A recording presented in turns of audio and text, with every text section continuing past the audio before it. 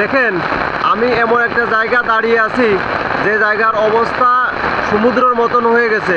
মানে আমি যে কোনো মুহূর্তে ডুবে যেতে পারি এমন অবস্থা হয়ে গেছে। মানে সমুদ্রের পানি যেমন বাড়ে ঠিক এই জায়গার পানিও সমুদ্রের মতনই বাড়তেছে এবং আমার মাথার উপরে টপ টপ করে আল্লাহ তাআলা বৃষ্টি দিচ্ছে, মানে ভয়াবহ বৃষ্টি হচ্ছে।